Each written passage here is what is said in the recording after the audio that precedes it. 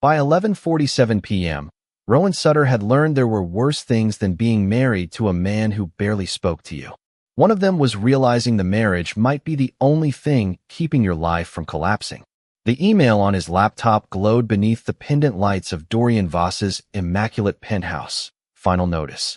His tiny design studio had lost another client. His savings would last maybe 4 months. 5 if he stopped pretending good coffee was a basic human right. Rowan closed the message before he could calculate exactly how fast independence disappeared when you were an Omega, whose legal husband could buy the entire building without checking his bank account. That was the cruel joke. Rowan lived 30 floors above Manhattan in rooms of marble, glass, and quiet luxury, yet almost nothing here felt like his. Not the art, not the furniture, sometimes not even the marriage. 6 months earlier, Dorian's family had demanded that their alpha heir finally marry and establish a path toward the next generation.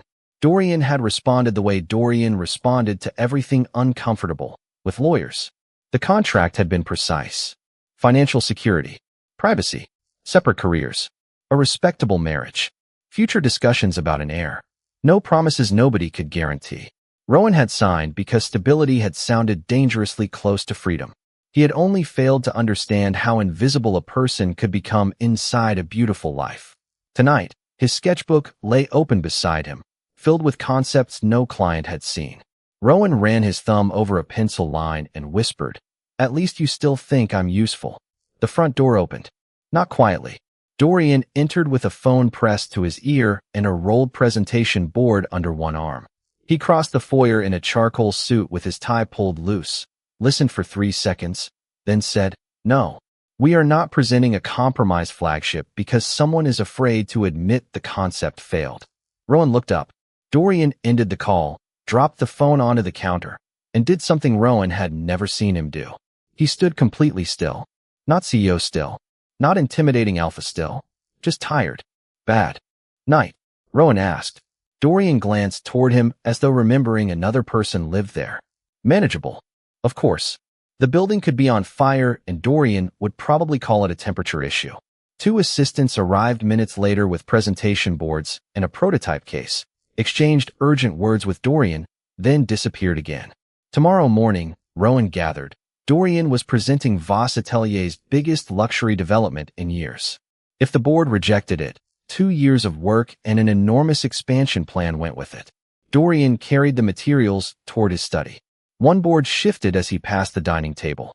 Rowan saw it for perhaps 3 seconds. He frowned. "Wait." Dorian kept walking. Rowan almost let him. That was their arrangement, wasn't it? Dorian stayed out of Rowan's small design career. Rowan stayed out of Dorian's billion-dollar universe. Clean boundaries. No embarrassment. No opportunity to discover your husband considered your opinion decorative. Then Rowan looked at the board again. "Dorian." This time, the alpha stopped. Rowan swallowed. "If you present that tomorrow, they're going to reject it." Silence. Wonderful. 6 months of peaceful invisibility, destroyed in 11 words. Dorian slowly turned. "Excuse me." Rowan's instincts told him to retreat. His pride told him he had already ruined the evening, so he might as well ruin it professionally. He stood and approached the board. "The concept is beautiful." That sounded suspiciously like the beginning of an insult. Rowan blinked. Had Dorian Voss just made a joke? It's not an insult. It's worse. It's a usability problem. Dorian's expression changed. Barely, but Rowan saw it. "Explain." Rowan pointed toward the central layout. "Your team designed what they want people to admire, not what people will actually want to use. The visual hierarchy pulls attention here, but the physical experience pushes them there. Your presentation is promising effortless luxury while the design makes the customer work for it." Dorian looked at the board, then Rowan, then the board again. "You got that from one glance." 3, technically. Dorian walked back to the dining table and unrolled the remaining plans. One after another. He did not tell Rowan he was wrong. He did not remind him who ran the company. Instead, he pulled out the chair beside Rowan's sketchbook and sat down. "Show me." Rowan stared at him. "What?" Dorian tapped the empty space beside the prototype. "Show me what you would change." Something small and dangerous moved inside Rowan's chest. Hope, maybe. He hated how unfamiliar it felt. "You don't even know what kind of designer I am." Dorian's eyes dropped to Rowan's sketchbook. For the first time since their wedding, he looked genuinely unsettled by something that had nothing to do with business. "No," he said quietly. "Apparently I don't." Rowan expected him to leave it there. Instead, Dorian slid the prototype toward him, placed a pencil beside his hand, and loosened his cuffs. "So show me who I married." Rowan looked at the pencil, then at the cold CEO who had spent 6 months giving him everything except curiosity. 10 minutes ago, Rowan had been wondering how long he could survive before his own career disappeared. Now the most powerful man in his life was waiting for his idea. Rowan picked up the pencil. Dorian leaned closer to the page. And for the first time in their contract marriage, Rowan had the strange feeling that his husband was finally about to see him. Rowan drew one line through the center of the layout, then immediately regretted every decision that had brought him to this table. Dorian Voss did not interrupt people because he did not need to. In boardrooms, entire conversations apparently rearranged themselves around his silence. Rowan had seen enough business coverage to know the reputation. Executives prepared for weeks before presenting to him. Competitors watched his company announcements like weather warnings. One decision from Dorian could move millions of dollars before lunch. And now Rowan was sitting beside him in sweatpants, holding a mechanical pencil, about to explain why his expensive design team had misunderstood its own project. Perfect. Completely normal marriage activity. "The problem starts here," Rowan said. He circled the main entry point.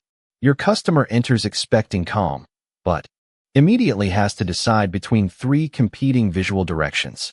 Luxury should feel intuitive. If people have to stop and figure out where you want them to look, you have already broken the illusion." Dorian studied the page. The team said multiple focal points created discovery. They created homework. Rowan froze. Dorian looked at him. Rowan cleared his throat. "Professionally speaking." For half a second, Dorian's mouth almost moved. "Almost." "Continue." Rowan did. He shifted the centerpiece, simplified the circulation path, and redrew the lighting sequence so the experience unfolded instead of announcing everything at once. 5 minutes became 20. 20 became 40. Dorian kept asking questions, and they were not polite questions designed to humor a spouse.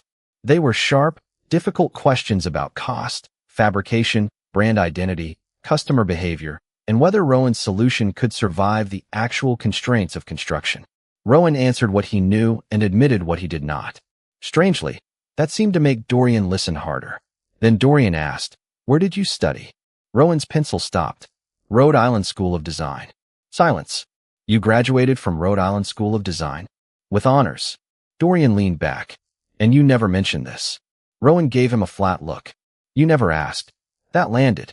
Dorian did not defend himself. Somehow, Rowan had expected him to. Instead, Dorian glanced toward the sketchbook near Rowan's elbow. "May I?" The question startled Rowan more than an order would have. "It is mostly unfinished work." "That was not what I asked." Rowan hesitated, then pushed it across the table. Dorian opened it carefully. Not casually. Carefully. Rowan watched the most intimidating alpha in half of Manhattan turn pages containing hotel concepts, furniture studies, retail spaces, packaging systems, and abandoned ideas Rowan had drawn when sleep refused to cooperate. Dorian said nothing for so long that Rowan's defenses began climbing back into place. "You do not have to pretend they are good because we are married." Dorian closed the book. "I do not pretend about work." That sounded almost romantic. "Do not get carried away." There it was again, that nearly invisible humor. Then Dorian picked up his phone. Rowan's stomach tightened. "Who are you calling?" "My project director." "Dorian, wait. I was only showing you an idea." "I know." The call connected. Dorian's voice changed instantly. Calm. Controlled. Absolute. "Stop the final presentation export." A muffled protest came through the speaker. Dorian did not raise his voice. "I said stop it. Nothing goes to the board until I approve a revision." Another pause. "No, the existing team is not being replaced. They are being given a better solution." Rowan stared at him. Dorian's gaze met his across the table. "I will send the revised direction before 6. He ended the call. "You just stopped your entire team because of a sketch I made in 40 minutes. "No," Dorian reached for Rowan's page. "I stopped them because the sketch is right." The satisfaction hit Rowan before he could protect himself from it. Not flattery. Not charity. Recognition. He had almost forgotten what that felt like. Dorian photographed the sketch, then paused. How should I credit this? Rowan blinked. Credit? It is your work. You are asking permission to use my idea? Dorian's brow tightened, as if the alternative offended him. Of course I am. Rowan stared at the man he had spent 6 months categorizing as cold, arrogant, and emotionally unavailable. None of those descriptions suddenly became false. Dorian was still impossible. But apparently impossible came with rules, and one of those rules was that he did not steal another person's work, not even when that person had signed a contract to share his last name. You can use it, Rowan said softly. Rowan Sutter as designer? Yes. Dorian typed it into his message before Rowan could reconsider. A minute later, Rowan's phone buzzed. An email invitation appeared from Voss Atelier with access to the protected project files. Rowan looked up. What is this? You cannot solve the rest from presentation boards. The rest. Dorian stood, crossed to the kitchen, and returned with a glass of water and the dinner Rowan had abandoned hours earlier. He placed both beside Rowan without comment. Rowan stared at the plate. Are you feeding me now? You have been rubbing your temple for 12 minutes. Rowan slowly lowered his hand from his forehead. That is unsettlingly observant. I am beginning to suspect I should have been more observant sooner. The words were quiet enough that Rowan almost missed them. Dorian sat beside him again, opened the full project files, and turned the laptop so they could both see. For 6 months, the contract had kept their lives perfectly separated. His work, my work. His family, my freedom. His obligations, my boundaries. Tonight, Dorian had crossed the first line between them, not by demanding anything from Rowan, but by making room for him. Rowan took a bite of dinner and tried not to smile. All right, Mr. Voss. Show me how bad it really is. Dorian looked at him. It is Dorian. Rowan's pencil paused. They had been married for 6 months. Somehow, this felt more intimate than the wedding. All right, Dorian. Something in Dorian's expression softened before disappearing. Then he opened the most confidential design file in his company and placed the laptop directly between them. We have until sunrise, he said. Rowan looked at the clock, then at the mountain of work ahead, then at the husband who had just trusted him with a project worth more than Rowan could comfortably imagine. 10 minutes earlier, Rowan had been offering advice. Now his name was attached to the revision. His work was inside Dorian's company system, and the coldest man Rowan knew had quietly made sure he ate before asking for anything more. There would be no returning to polite dinners and separate worlds after this. Rowan rolled up his sleeves and pulled the prototype closer. Then we should stop wasting time. Dorian did something Rowan had never seen before. He smiled. It was small, tired, and gone almost immediately. But it was real. That, Dorian said, sliding the next set of plans toward him, is the first thing we have agreed on all night. By 2:17 in the morning, Rowan had forgotten he was supposed to feel intimidated by Dorian Voss. Mostly because intimidation required spare mental energy, and Rowan was currently using all of his. To prevent a $40 million flagship concept from looking like an expensive airport lounge. Move that wall 6 feet, Rowan said, dragging a digital marker across the floor plan. Dorian glanced at the structural notes. 5, 6, 5.5. Rowan looked at him. Are you negotiating with geometry? I negotiate with everything. That explains the marriage contract. Silence. Rowan immediately wished he could swallow the sentence whole. Then Dorian gave a quiet sound that was unmistakably a laugh. Rowan stared. Did you just laugh? No, that was absolutely a laugh. Focus, Rowan. Somehow, his name sounded different now. Less like information on a legal document. More like something Dorian had decided was worth saying. They worked until the city outside the windows faded from black to steel blue. Rowan simplified the customer journey while Dorian checked costs and construction limits. When Rowan rejected one of his own ideas because it would require rebuilding an entire section, Dorian watched him for a long moment. What? Rowan asked. Most consultants defend their first idea until someone pays them to stop. Then you hire terrible consultants. Frequently. At 3:40, Dorian's project director joined them by video call with 3 senior designers. The mood changed immediately. Rowan recognized it in their careful voices. Everyone treated Dorian as though one wrong sentence might become their final sentence at Voss Atelier. One designer noticed Rowan beside him and hesitated. Mr. Voss, Should your husband be present for this? Rowan's stomach tightened. There it was.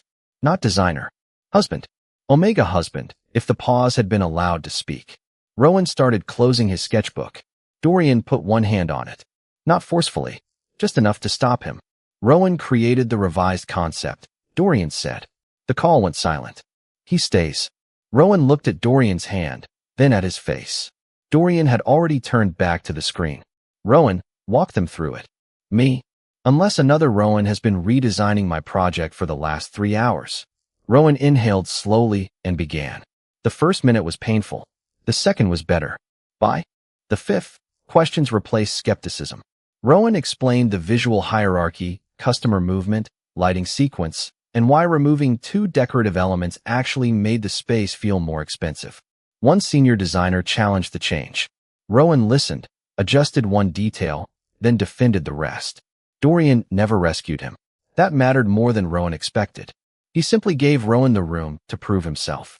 When the project director finally said, "This solves the circulation problem," Rowan felt something loosen inside his chest. Then Dorian said, "Good. Build the morning presentation around Rowan's version." Nobody asked why his husband was still there. At 4:30, the call ended. Rowan leaned back and exhaled. "You could have warned me. You would have overthought it." "I do not overthink." Dorian looked pointedly at the 3 discarded versions Rowan had drawn because one line felt wrong. "I revise." Aggressively. Rowan tried not to smile. His phone buzzed. A former client had replied to an old portfolio submission with a polite rejection. Rowan turned the screen face down too quickly. Dorian noticed anyway. Of course he did. Bad news. Nothing relevant. "Rowan, one of my clients canceled yesterday. Another does not want my work. It happens." Dorian's expression hardened. "And you were sitting here solving my flagship project while believing your career was failing. Those 2 things can exist simultaneously." Dorian looked toward Rowan's sketchbook. "Not for long." Rowan stiffened. "Please do not make calls for me." Dorian's eyes returned to his immediately. "I was not going to." That answer surprised him. Dorian removed the heavy signet ring from his right hand, the one Rowan had occasionally seen in photographs of Voss family events, and placed it beside the laptop while rubbing the indentation it left behind. "My family solves problems by controlling outcomes," he said.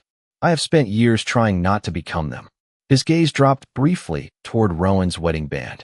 "Apparently, I still wrote a marriage contract." Rowan did not know what to say to that. It was the first crack Dorian had ever allowed him to see. "For what it is." "Worth," Rowan said. "You asked before using my work." Dorian met his eyes. That should not be remarkable. Maybe not. It still was. The quiet between them changed. Softer now. Dorian pushed Rowan's untouched coffee away and replaced it with a fresh cup he had ordered without asking. Rowan took one sip and stopped. "Oat milk. 1 sugar." Dorian opened another file. "You order the same thing every morning. You know my coffee order?" "I know more than you think." Rowan raised an eyebrow. "You did not know where I went to college." Dorian actually looked embarrassed. It was deeply satisfying. At 6:10, the final presentation loaded across the screen. Rowan's revised centerpiece filled the first slide. Beneath it, in small clean lettering, were the words, "Design Revision, Rowan Sutter." Rowan stared. "Dorian, it is your work. Your board is going to see my name." "Yes. Your family might see it." Dorian's expression cooled at the word family, but he did not remove the credit. Instead, he closed the laptop and stood. "Get dressed." Rowan blinked. "For what?" "The board presentation." "I thought you were presenting." "I am." Dorian picked up Rowan's sketchbook and handed it back to him with surprising care. "But if they question the design, I want the person who created it in the room." Rowan looked down at his name on the screen. 6 hours ago, he had been the quiet Omega husband sitting alone in a penthouse that never felt like home. Now Dorian Voss was taking him into the most important meeting of his year, not as decoration, not as an obligation, but because Rowan had earned a place there. "They are going to think you have lost your mind," Rowan said. Dorian reached for his jacket. "They already think that whenever I change a plan." He paused at the doorway and looked back. "This time, I intend to prove I was right." Rowan's pulse jumped for a reason he refused to examine. "About the design?" Dorian held his gaze 1 second too long. "About trusting you." At 8:45 that morning, Rowan discovered that walking into a Voss Atelier board meeting beside Dorian was apparently the corporate equivalent of setting off an alarm. Conversation stopped. Heads turned.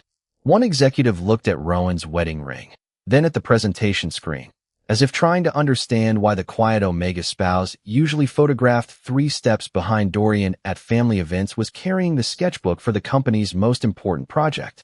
Rowan suddenly missed the penthouse. "You can still tell me to wait outside," he murmured. Dorian did not slow down. "Why would I do that?" "Because half this room looks personally offended that I know how to use a pencil." Dorian glanced across the table. 3 people immediately became fascinated by their folders. "Then they can recover." Rowan almost laughed. Dorian pulled out the chair directly beside his own. Not behind him, beside him. It was such a small decision that nobody could reasonably object to it, which somehow made it louder. The presentation began. Dorian was different here. At home, his silence could feel distant. In this room, it was a weapon of precision. He did not waste words, repeat himself, or soften a decision because someone important disliked it.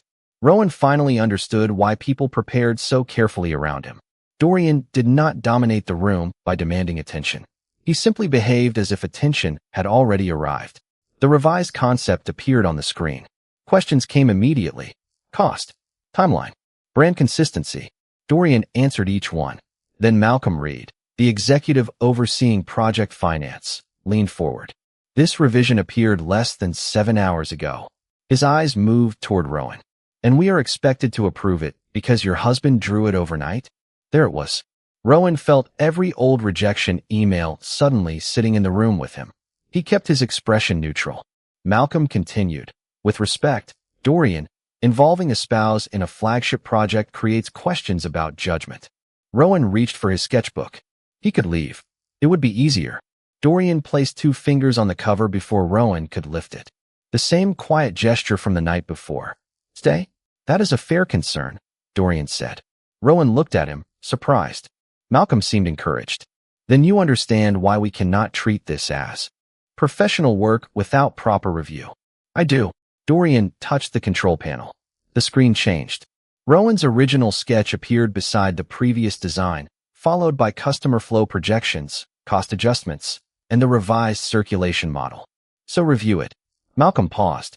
Dorian continued, perfectly calm. "Reject the work if it fails. Challenge the assumptions if they are weak. But if your objection is that Rowan is married to me, then you are discussing his access, not his design." Nobody spoke. Dorian turned toward Rowan. "Explain the 6-foot adjustment." Rowan's heart kicked. He had expected protection. He had not expected Dorian to hand him the room. Rowan stood. 5.5 feet, he corrected automatically. Dorian's mouth almost curved. "He negotiated me down." A few people laughed, and the tension cracked just enough for Rowan to breathe. He explained the change. Malcolm challenged the customer path. Rowan answered with the behavioral data already collected by Dorian's own team. Another executive questioned cost. Rowan showed how removing 2 decorative structures paid for the revised lighting sequence. The questions became harder, then more interested. 10 minutes later, the creative director leaned toward the screen. "This actually preserves the original identity better than our final version." Rowan blinked. Dorian did not look surprised. "Yes," he said. "One word. Absolute certainty." The vote passed. Not unanimously, but comfortably. Rowan sat down slowly as conversations broke out around them.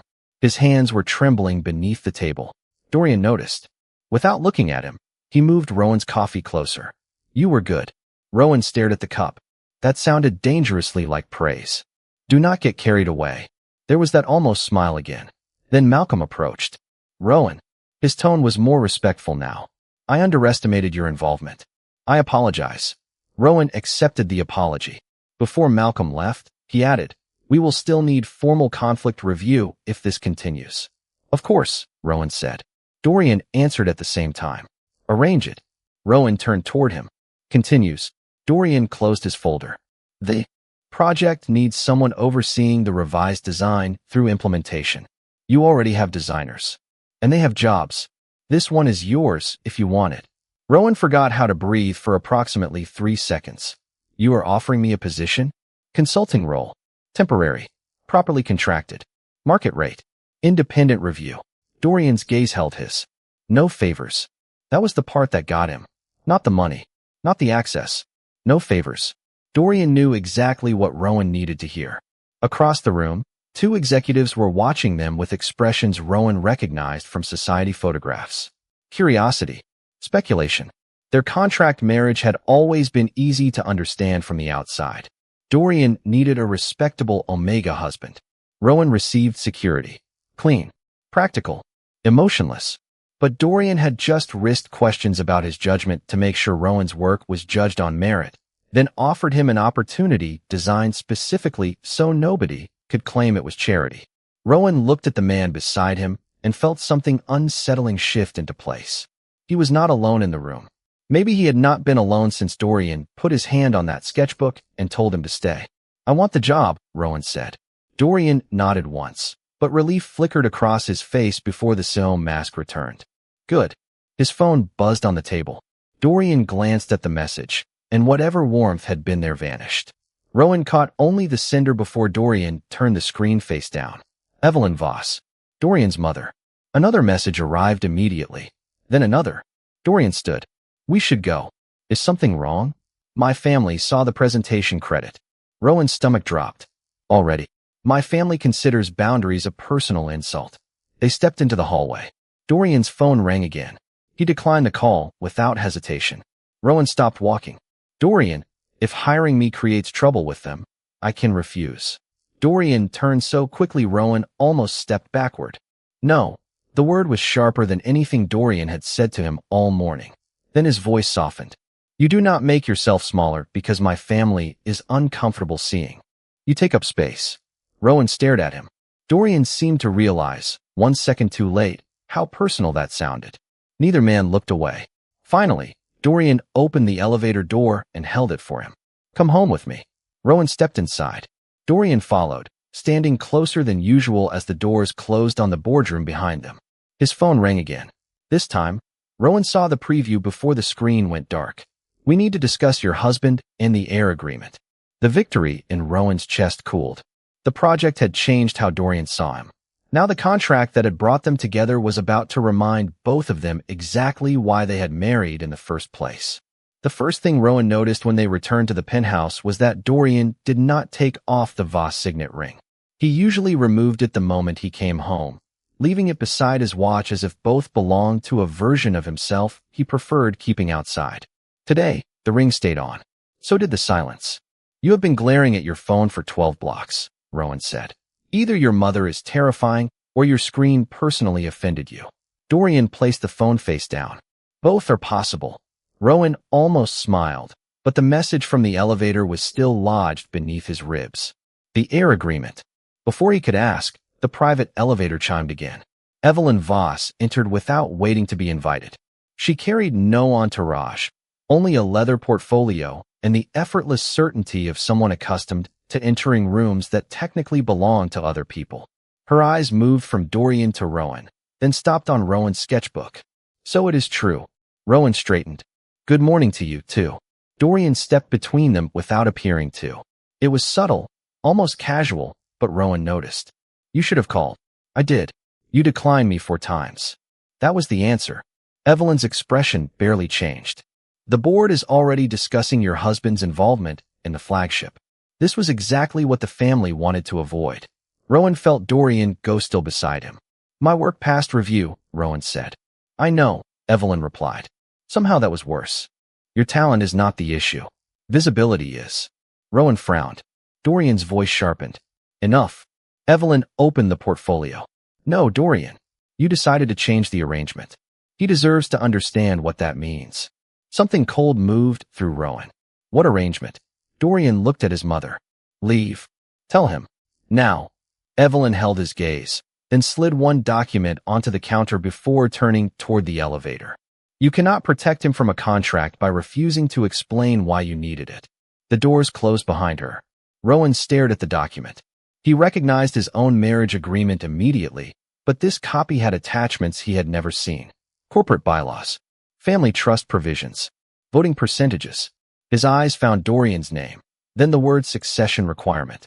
"Rowan, what is this?" Dorian did not answer quickly enough. Rowan looked up. "What is this, Dorian?"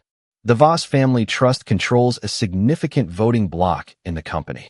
How significant? Enough to remove me as chief executive officer if certain succession conditions are triggered. Rowan's stomach dropped.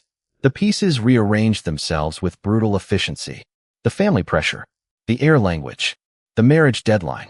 Dorian treating matrimony like an acquisition he needed closed before somebody else could interfere. Your family did not just want you married. No, they could have taken your company. Control of it, yes. Rowan laughed once, without humor. And you somehow forgot to mention that before I signed. I deliberately did not mention it. That hurt more. Thank you for clarifying. Rowan. So, I was not simply convenient. I was corporate protection. Dorian's jaw tightened. You were never collateral. Then why did I not know what my marriage was protecting? Dorian finally looked away. That tiny movement frightened Rowan more than anger would have. Because if I told you the full stakes, you might have believed saying no would destroy my life's work. Rowan stopped. Dorian continued quietly. I wanted your consent to be about the terms offered to you, not about saving me. You decided what information I was allowed to use when making that decision. Yes. No excuse. No clever defense. Just the truth. Rowan hated that part of him respected it. Why? Dorian looked down at the signet ring on his hand. My father spent years teaching me that family obligation could justify anything. Careers. Marriages. People. His thumb moved once across the crest. When the trust demanded a marriage and a future heir, I told myself I could satisfy the requirement without becoming him. Clear terms. Financial independence for you. Separate careers. No emotional manipulation. Rowan's throat tightened. Except you withheld the one fact that explained why you were so desperate to sign. I was afraid that if you knew, you would agree for my sake. You barely knew me. I knew you were kind. The answer came too quickly. Rowan stared at him. Dorian seemed almost irritated with himself for saying it.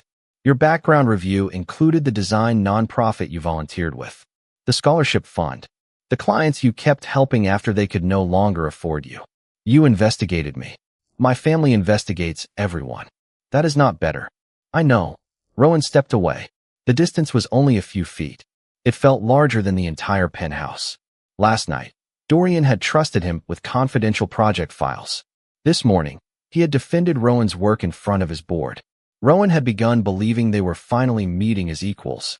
Now he understood that Dorian had entered their marriage knowing exactly what he stood to lose while Rowan had been given only half the equation. Was today real? Rowan asked.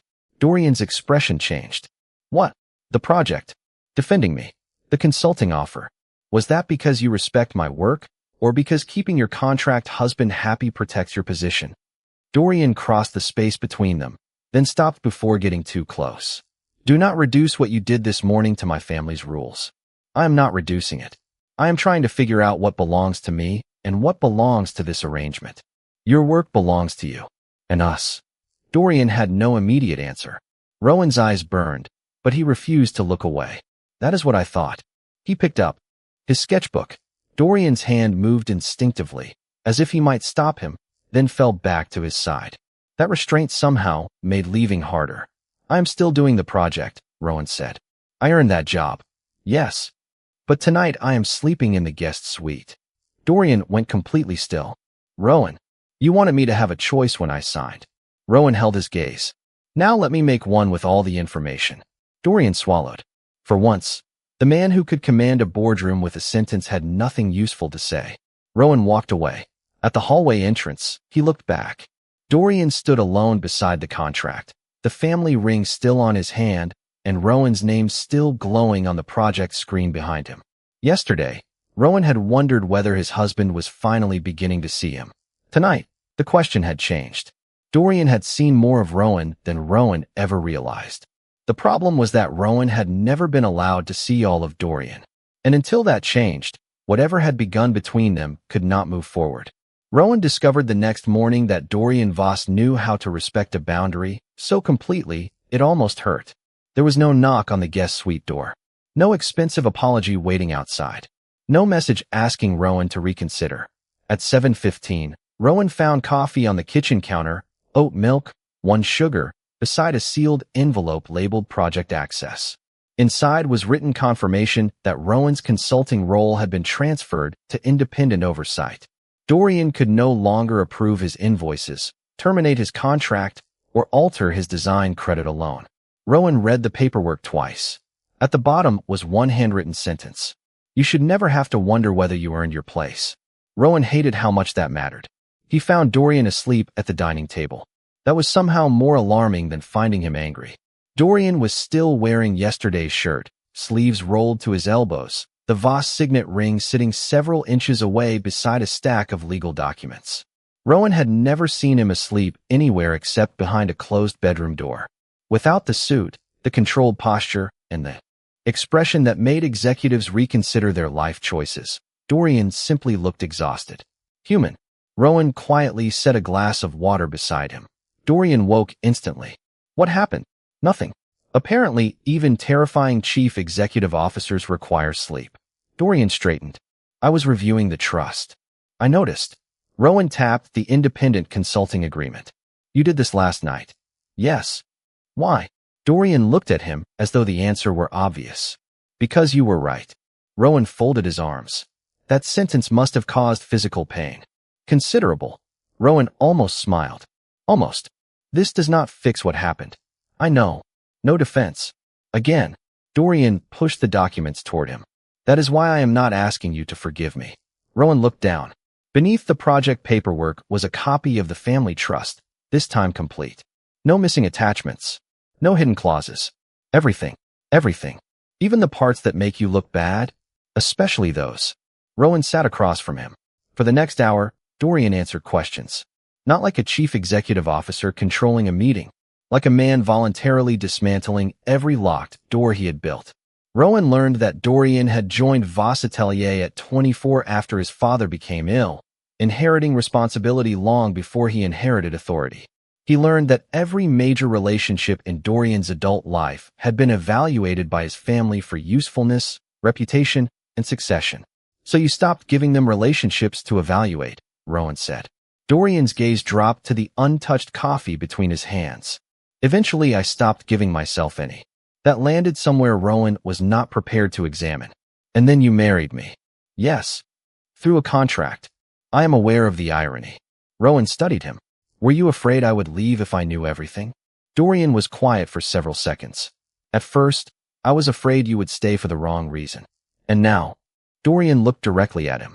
Now I am afraid you will leave for the right one. Rowan forgot whatever sarcastic response he had prepared. Dorian did not reach for him, did not ask for reassurance. He simply let the truth remain between them. Rowan understood something then. Dorian's control was not confidence. Not entirely. It was armor built by a man who had spent years believing affection became dangerous the moment someone could use it as leverage. Understanding did not erase what Dorian had done, but it made the shape of the wound clearer. I am still angry, Rowan said. You should be. I still need space. Take it. And I am keeping independent oversight on the project. I already signed it. Rowan looked at him. You are annoyingly difficult to argue with when you agree with me. I can disagree if that would help. This time Rowan did smile. Small. Unwilling. Real. Dorian saw it, and something in his shoulders loosened. The moment might have remained gentle if Dorian had not stood too quickly. His hand caught the table. Rowan was beside him before thinking. Dorian, I am fine. You have been awake for how long? Silence. That is not a number. Approximately 30 hours.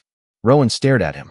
Sit down before your board has to explain that its chief executive officer was defeated by basic biology. Dorian actually obeyed. Rowan made toast, pushed water toward him, and canceled the car Dorian had ordered for the office. You cannot cancel my car. Apparently I can. That was surprisingly easy. Rowan, eat. Dorian looked at the toast, then at Rowan. You are still angry with me. Yes. But you are taking care of me. Rowan paused. Being hurt does not require me to stop caring. The room went very quiet. Dorian looked away first. That was when Rowan knew. Whatever existed between them had already moved beyond obligation, because contracts could define money, privacy, housing, even future expectations. They could not explain why Rowan was standing barefoot in the kitchen making breakfast for a man he had every right to avoid. An hour later, Dorian finally went upstairs to sleep. Rowan returned to his project files. At noon, an email arrived from Voss Family Council. A formal review had been scheduled for Friday regarding Dorian's compliance with the succession provisions of the family trust. Rowan read the final paragraph twice. His continued consulting role and the public visibility of their marriage would be considered in determining whether Dorian remained compliant. Rowan looked toward the stairs. Dorian had spent the night removing his power over Rowan. His family was now preparing to use Rowan as leverage against him anyway. For the first time, Rowan did not wonder whether Dorian would protect him. He wondered what it would cost Dorian when he did. By Friday morning, Rowan had learned that humiliation looked surprisingly elegant in a vast conference room. There were 12 leather chairs, a 40-foot view of Manhattan, fresh coffee nobody touched, and a copy of his marriage contract displayed across the main screen like evidence in a trial. Rowan stopped in the doorway. Dorian stopped beside him. Neither man spoke. Someone had highlighted the financial terms in yellow. Housing allowance, independent account, career protections, compensation if the marriage ended. Then came the succession provisions, stripped of every piece of context Rowan had only learned days earlier. At the bottom of the screen, one sentence had been enlarged until it seemed to swallow everything else. Future heir obligations to be reviewed according to family trust requirements. Rowan felt cold. Who authorized this? Dorian asked. His voice was quiet. That was worse than shouting. Evelyn Voss sat at the far end of the table beside family counsel. Malcolm Reed was there as the representative for corporate conflict review, looking deeply uncomfortable. The trust review requires full disclosure, Evelyn said. Full disclosure does not require a presentation. No, but your recent decisions require clarity. Rowan understood before she continued. This was not random cruelty. Dorian had brought Rowan into the flagship project, publicly credited him, and created independent protections around his consulting role. The family feared those decisions blurred the line between corporate judgment and personal attachment. If they could frame Rowan as someone exploiting the marriage for professional access, they could challenge both Rowan's position and Dorian's leadership. Evelyn touched a control. A second document appeared. Rowan recognized an email he had sent his attorney before the wedding. Only 3 lines were visible. Financial security is important to me. I need enough independence to rebuild my design career. If those protections are guaranteed, I am willing to proceed. Rowan stared at the screen. The rest was missing. The paragraph where he had refused additional money. The section where he insisted Dorian could never control his work. The sentence stating that he wanted the right to support himself if the marriage ended. Gone. That is edited, Rowan said. The language is yours, Evelyn replied. Not like that. Malcolm frowned. Is there a complete copy? My attorney has one. Rowan looked toward Dorian. Dorian was staring at the screen with an expression Rowan could not read. Evelyn continued. The concern is simple. Rowan entered this marriage seeking financial security. Months later, he gains access to the company's largest project, and within 24 hours of that access, Dorian overrides his own senior team and places Rowan's work before the board. I did not ask him to do that. Perhaps not. Her tone remained controlled. But perception matters. Rowan almost laughed. Perception. The word people used when facts were inconvenient. My design passed review. That is not being disputed. Then what exactly am I defending? Evelyn looked directly at him. Whether your relationship with Dorian has influenced opportunities you would not otherwise have received. The room became unbearably quiet. Rowan had spent years trying to prove he was more than what people assumed when they saw an Omega without an important last name. Then he married into one of the most powerful families in New York and somehow became even easier to dismiss. He looked at Dorian again. Say something. Dorian's jaw tightened, but he remained silent. Rowan's chest sank. Malcolm shifted uncomfortably. Dorian, perhaps you should clarify how the design revision was selected. Still nothing. Rowan could hear his own pulse. He knew Dorian had defended him before. He knew Dorian had transferred oversight specifically to protect Rowan's independence. He knew there had to be a reason for the silence. But Payne was not logical. Payne remembered the hidden trust documents. Payne remembered discovering that Dorian had entered their marriage holding information Rowan did not have. And now, when Rowan needed one sentence more than ever, Dorian was giving the room nothing. Evelyn placed another page on the screen. It was Rowan's consulting agreement. There is also the question of whether this position was created for him. Rowan stood. It was. Several faces turned toward him. The position did not exist before I fixed the design. Dorian offered it afterward. That is true. He forced his voice steady. What is also true is that I did the work. I can defend every revision, every cost decision, every line with my name on it. Evelyn's expression softened by a fraction. Nobody is calling you untalented. Rowan swallowed. No, you are doing something more convenient.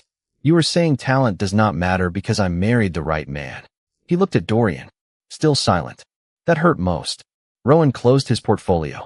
I will submit the complete email record and my original sketches to independent review. Until that is finished, I am stepping away from the project. Dorian finally moved. Rowan, one word. Too late. Do not. Rowan's voice nearly broke, and he hated that everyone heard it. Not here. Dorian looked as if he wanted to follow him. Instead, his eyes shifted toward the documents on the screen. Something changed in his face. Calculation. Rowan recognized the chief executive officer again, the man who noticed details everyone else missed. Dorian picked up the printed email and examined the footer. He said nothing. Rowan could not bear another second of waiting for him to choose between strategy and the person standing beside him. He walked out. The elevator doors closed before Dorian followed. For the first time since the night they had worked together until sunrise, Rowan felt completely alone again. His phone buzzed before he reached the lobby. The independent design team had suspended his project access pending review.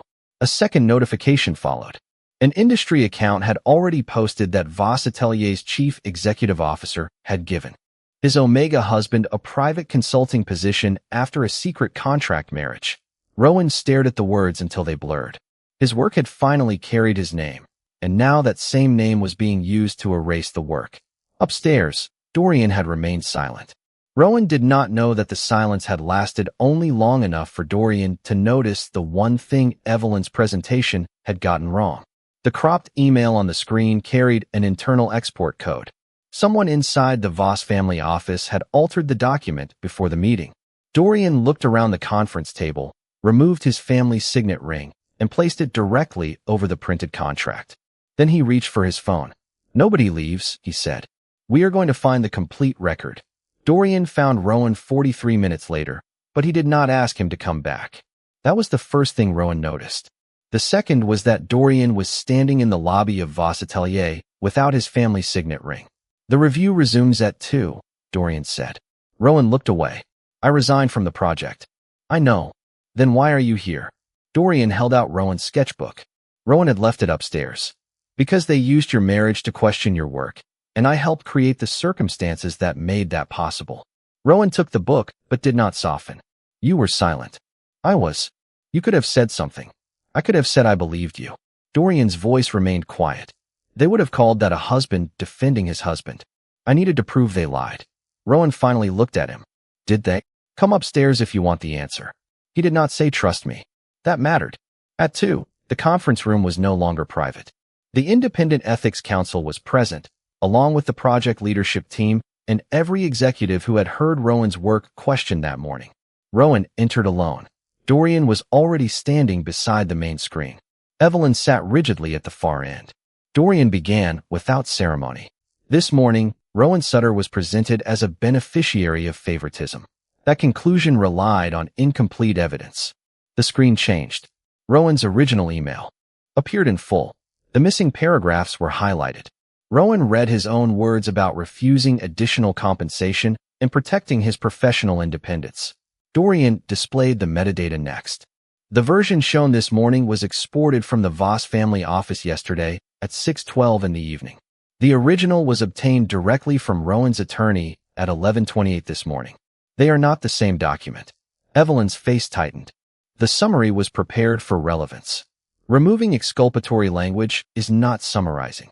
Dorian clicked again. The consulting timeline appeared. Rowan's sketches were timestamped at 2:14 in the morning. Project files showed Dorian's team testing the revision at 3:52. Independent cost analysis followed. Then the board vote. Then, only afterward, the consulting offer. The evidence establishes sequence, Dorian said. Rowan did not receive access and then manufacture value. He created value before he was given access. Malcolm leaned forward. And the project performance? The creative director answered before Dorian could.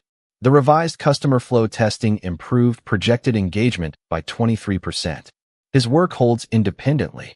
Rowan felt his throat tighten. This was different from being rescued. Nobody was being asked to believe he was talented because Dorian loved him. The work was speaking for itself. Dorian turned toward Evelyn. Your office manipulated a private document to create a misleading record. I was protecting the company. No, you were protecting the family's control over me. The room went silent. Evelyn's eyes hardened. And you are prepared to risk that control for him? Dorian looked at Rowan. Not at the board. Not at council. Rowan. Yes. One word. And this time it carried a consequence. Dorian placed a signed document on the table. Effective today, I am voluntarily relinquishing the voting privileges tied to the succession provision until independent counsel completes its review. I will not preserve my authority by allowing my husband to be treated as evidence of compliance. Rowan stopped breathing. Malcolm stared at the document. Dorian, that could weaken your position as chief executive officer. I understand. The trust could challenge you. I understand that too. Evelyn stood. You would surrender leverage your father spent 30 years building? Dorian's expression did not change. If keeping it requires turning my marriage into a corporate instrument, yes. Then he removed a second document from his folder. And the family office will no longer participate in Rowan's conflict review. Independent counsel will handle it. Given today's alteration, your office has forfeited the credibility to oversee the process. The consequence was immediate. Evelyn had tried to protect her influence by manipulating the evidence. Instead, the manipulation cost her that influence. Rowan looked around the table and realized nobody was looking at him with pity anymore. They were looking at his work. Dorian faced the room. There is one more point. His voice lowered. Our marriage began as an agreement. I will not insult anyone here by pretending otherwise. I married Rowan because my family demanded certainty around succession, and I believed a contract could keep both of us safe. His eyes found Rowan again. I was wrong about that. Rowan's heart struck hard against his ribs. But Rowan did not ask for this project. He did not ask me to stop the presentation.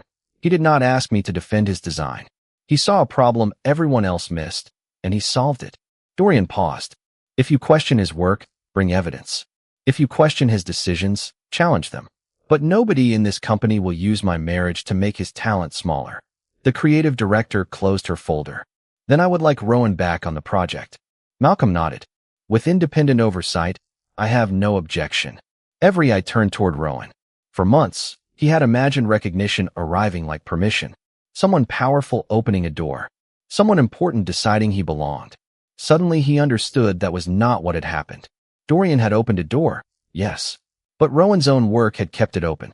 I will return, Rowan said. His voice did not shake. On the existing independent contract. My credit remains mine.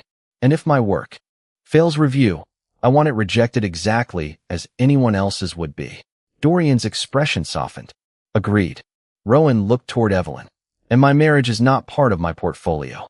Evelyn had no answer. The meeting ended without applause, which Rowan preferred. Outside the conference room, Dorian stopped several feet away, leaving the space between them for Rowan to decide what happened next. You risked control of your company, Rowan said. I corrected a mistake. That was more than a correction. Dorian looked tired, relieved, and strangely unguarded. You asked me whether today was real. Rowan remembered. I did. That was my answer. For several seconds, Rowan could not speak. Then he stepped forward and took Dorian's hand. Not because a contract required it. Not because cameras were watching. There were no cameras. Dorian looked down at their joined hands as if Rowan had given him something impossibly fragile. I am still angry with you, Rowan murmured. I know. Trust is going to take time. Take all of it. Rowan squeezed his hand once. But I am not leaving today. Dorian closed his eyes for half a second, and the relief on his face told Rowan something no legal document ever could. The most powerful man Rowan knew had been afraid of losing him. They had won the public fight. Rowan had his name, his work, and his place back. But as they stood together in the quiet hallway, one final problem remained between them. The contract was still waiting at home, and for the first time, neither of them wanted it to decide what happened next. 3 months later, Rowan stood in the same Voss Atelier boardroom where his marriage contract had once been displayed like evidence against him. This time, the screen behind him showed something entirely different. His name, Rowan Sutter, lead design consultant. Beneath it was the completed flagship project, photographed in morning light exactly as he had imagined it that first impossible night at the dining table. The final customer testing exceeded projections by 28%, Rowan said, setting down the presentation remote. Which means Dorian was wrong about the wall. A few executives laughed. From the far end of the table, Dorian raised one eyebrow. It was 5.5 feet. After I negotiated you down from 5. An important historical distinction. Rowan smiled. 3 months ago, speaking in this room had made his hands shake beneath the table. Today, nobody introduced him as Dorian Voss's Omega husband. Nobody needed to. His work had survived independent review, construction revisions, budget scrutiny, and every difficult question the company could throw at it. More importantly, Rowan had survived being seen. After the meeting, the creative director stopped him at the door.